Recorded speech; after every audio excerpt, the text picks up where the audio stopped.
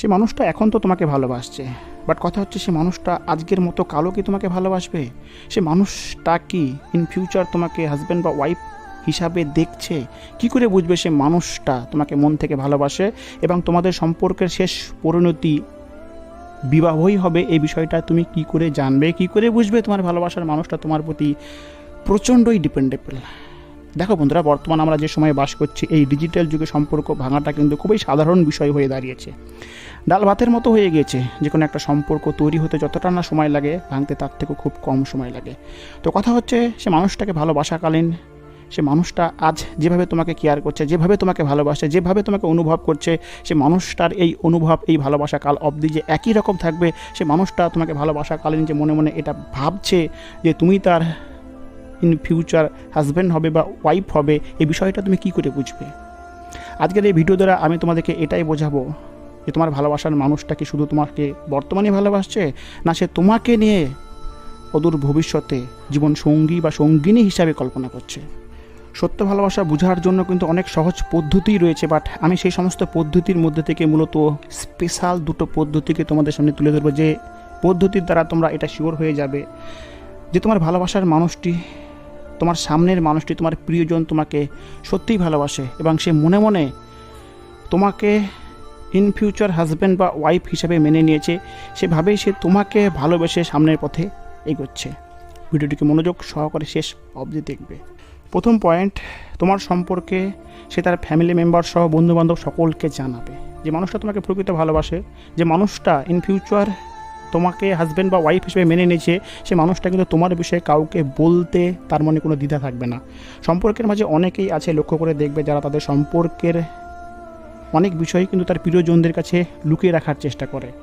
এই লুকিয়ে রাখার পেছনে অনেক সময় এমনটা কাজ করে যে সময় হলে বলবো। আবার অনেকের ক্ষেত্রে তারা এটা ভাবে, আজ যে মানুষটিকে আমি ভালোবাসি, কাল সে মানুষটার সঙ্গে আমার বিয়ে নাও হতে পারে, আমাদের সম্পর্কের শেষ পরিণতি বিবাহ হবে, এ কোনো গ্যারেন্টি নেই। সে বিষয়ে কিন্তু তার মনে অনেক সংশয় থেকে থাকে, যে জন্যই কিন্তু তারা তাদের ভালোবাসার মানুষগুলোর সম্পর্ক সমস্ত তারা নিজ আত্মীয় স্বজন বন্ধু বান্ধবদের কাছে আড়াল করে।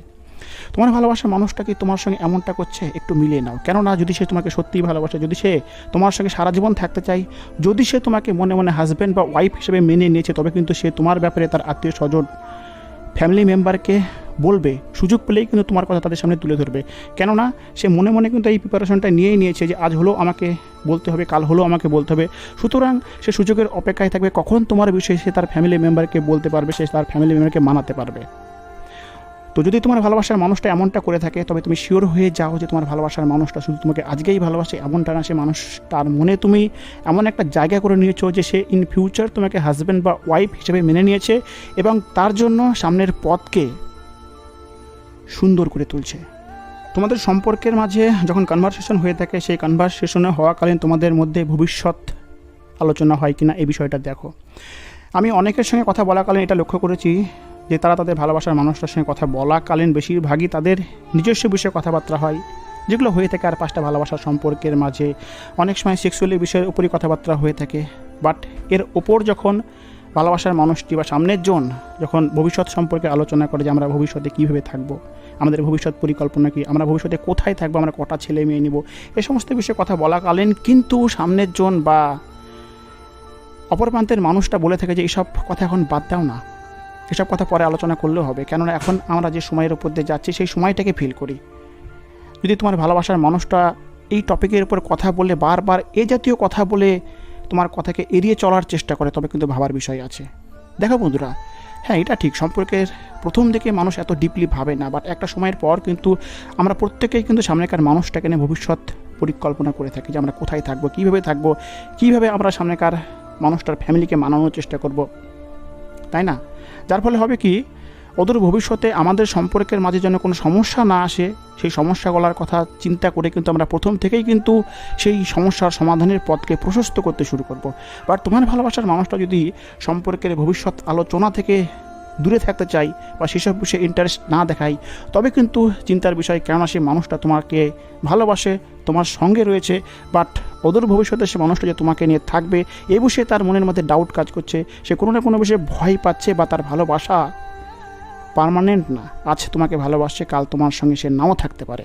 সো তুমি তোমার সম্পর্কের মাঝে এটা লক্ষ্য করে দেখো সামনেকার মানুষটা তোমার সঙ্গে ভবিষ্যৎকালীন কথাবার্তা বলছে কি না, বা সে বিষয়ে তুমি কথা বললে সে ইন্টারেস্ট দেখাচ্ছে না এড়িয়ে যাচ্ছে। এই দুটো কথার দ্বারাই কিন্তু তুমি শিওর হয়ে যাবে তোমার ভালোবাসার মানুষটা শুধুমাত্র বর্তমানে তোমার পার্টনার, না সে তোমাকে পার্মানেন্টলি জীবন সঙ্গী বা সঙ্গিনী হিসাবে কল্পনা করতে শুরু করেছে। তো আজকের এই ভিডিওতে পড়া দুটো টিপস তোমাদের কেমন লাগলো অবশ্যই কমেন্ট সেকশনে তোমাদের মন্তব্য তুলে ধরো। আর হ্যাঁ, তোমাদের উদ্দেশ্যে একটা কথা বলি, আমি কিন্তু আমার পুরনো দুটো চ্যানেলে ভিডিও আপলোড করা ছেড়ে দিয়েছি কন্টিনিউয়াসলি, এখন এই নতুন চ্যানেলে সমস্ত ভিডিও আপলোড করি। সো যারা আমার পুরনো চ্যানেলের সমস্ত সদস্য তাদেরকে আমন্ত্রণ রইল আমার এই নতুন পরিবারের সদস্য হওয়ার জন্য। ভালো থেকো, সুস্থ থেকো, বাই বাই।